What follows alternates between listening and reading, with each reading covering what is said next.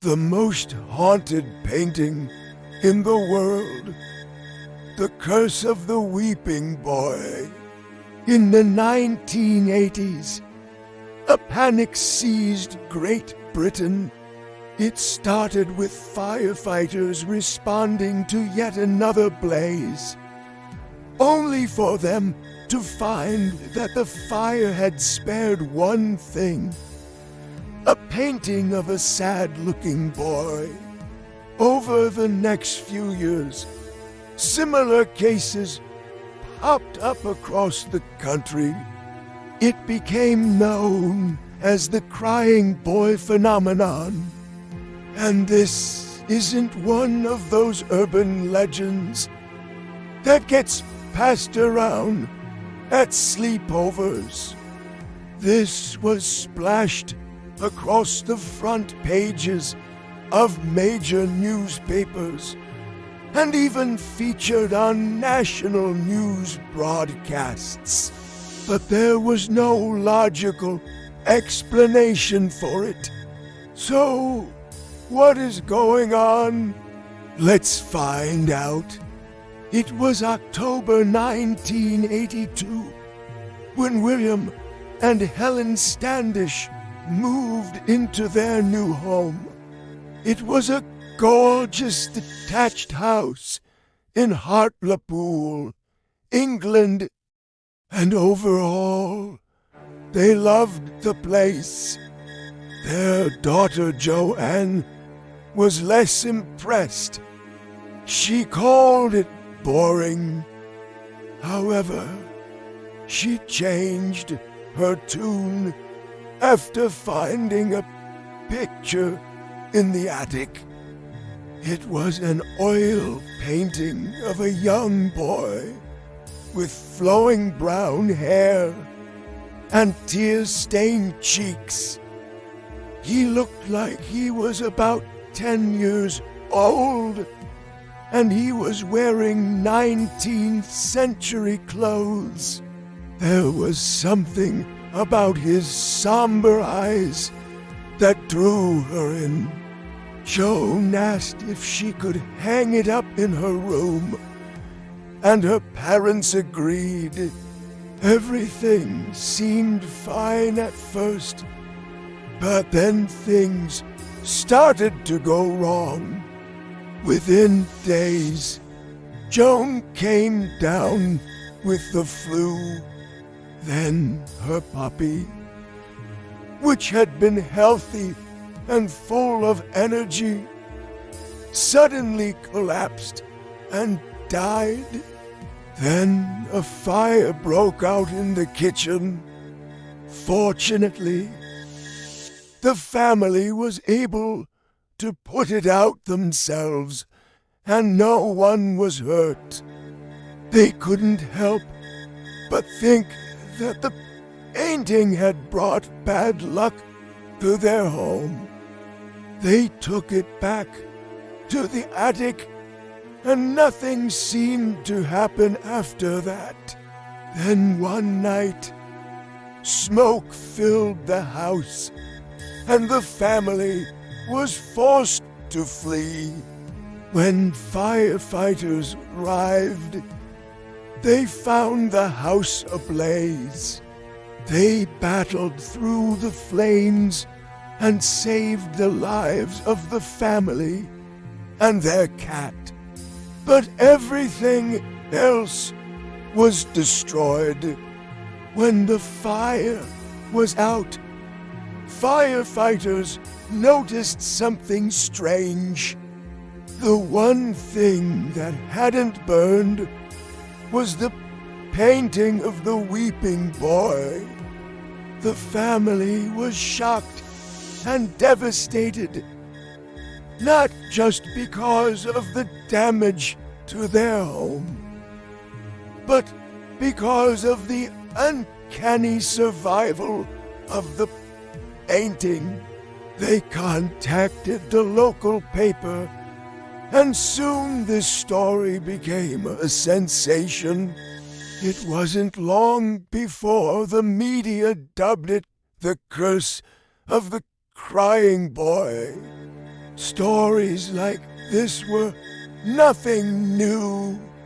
For centuries, people have blamed mysterious paintings for fires, accidents, and illnesses.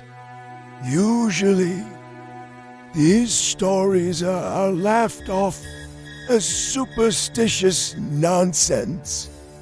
But now, everyone was talking about it. Fire crews across the UK started to notice patterns. Homes that were totally ravaged by fire would somehow still have the painting of the crying boy completely unharmed. Some people claimed that their homes burned down twice, and both times the painting survived unscathed. Others said that they didn't want to tempt fate and immediately threw the paintings out after hearing the stories. But many people kept them. They simply hung the painting in a place where no one could see it. That way, it was out of sight, out of mind. But it wasn't just the homeowners who were affected. Firefighters who entered the burning buildings reported feeling a sudden chill, as if someone had opened a window in a stuffy room. Even skeptics couldn't help but feel unsettled after seeing the charred remains of a building and finding a lone painting of a crying boy. By 1984, there were hundreds of stories like this. Magazines ran cover stories on it. TV programs debated it, and politicians were asked for their thoughts on the matter. No one could explain it, and while experts offered theories, none could confirm anything. One theory was that there was some kind of mass hysteria happening. People were making up stories to get their 15 minutes of fame. Another theory was that there was a single painting that was cursed, and copies of it were causing all the chaos. Unfortunately, this doesn't really make sense. Why would a copy be cursed too? And if there was a curse, why did it affect every single person who owned it? Some thought that the artist somehow imbued the painting with dark magic. Maybe he made a deal with the devil to sell his soul for artistic talent. Or maybe he was just a really crappy painter who accidentally set a house on fire and killed a dog and got freaked out and painted that and hid it in the attic. Who knows? We may never know the true story behind the curse of the crying boy. But that won't stop people from trying to figure it out. Okay, so now let's move on to the next thing on our list. The Ghost Bride. This eerie tale comes from Hong Kong, where a photographer named Chung received a peculiar request. His friend wanted him to take photos of a wedding banquet. This wasn't any ordinary wedding. The bride was already dead. The groom had hired Chung to capture the ceremony because he couldn't bear the idea that his bride wouldn't be able to attend their special day.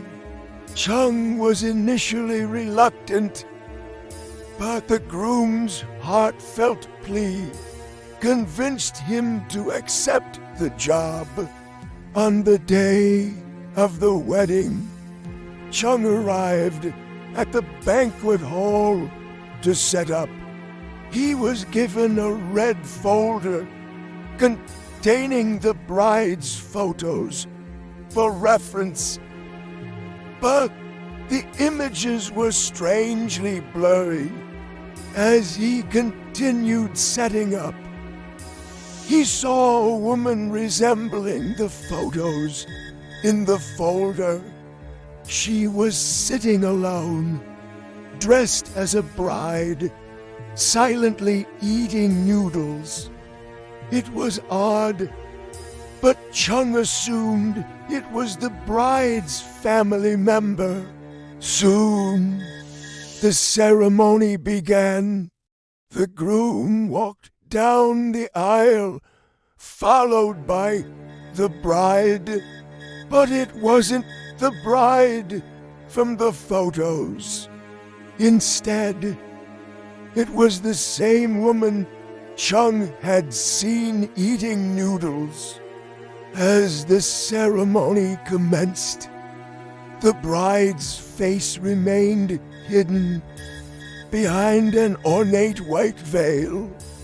After the ceremony, during the dinner, the bride was wheeled out in a glass case for everyone to see. Chung felt uneasy. The bride's face was pale. Her eyes were wide open, and her hands were clawing at the glass. Horrified, Chung clicked the shutter button, but when he developed the film, the photo was ruined. It turned out as a blank sheet.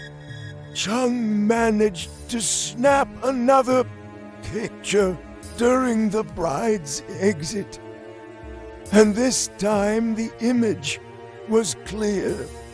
To his shock, it revealed the bride's face, but it was a face that Chung recognized. It was the same face from the blurry photos in the red folder. The face of the bride who had already passed away. After the wedding, Chung checked his camera to find that the lens was covered in blood. He washed it off, but the blood wouldn't come off. It was then that Chung realized the truth. He had captured the ghost bride, the haunted doll. Tara Lynn was only 19 when she inherited an antique doll from her grandmother. The doll, named Ophelia, was beautiful with porcelain skin, rosy cheeks, long flowing hair, and a pink silk dress. Tara was thrilled, but little did she know she was also inheriting a terrifying curse. At first, the doll seemed harmless. Tara placed Ophelia on a shelf in her bedroom, admiring its beauty. However, soon strange events began to unfold. Doors slammed, objects moved, and whispers echoed in the dead of night. Then the nightmares started. Every night, Tara dreamed of a little girl with long flowing hair begging for help.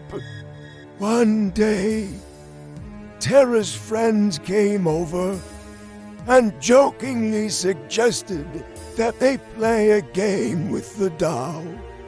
They dressed Ophelia in different clothes and made up stories about her life.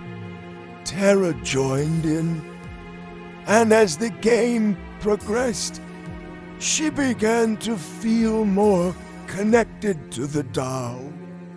She felt a surge of protective love for Ophelia, even though it was just a doll. Later that night, as Tara lay in bed, she heard footsteps near her bed. Turning on her lamp, she saw Ophelia standing on the shelf, staring at her with what seemed to be a sinister smile. Terrified, Tara grabbed the doll and hugged it tightly. Suddenly, the room plunged into darkness, and when the lights returned, Ophelia was gone.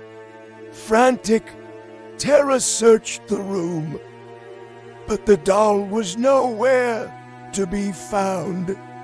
Just then, she heard the sound of children's laughter. Following the sound, she found Ophelia sitting on the floor, surrounded by other dolls.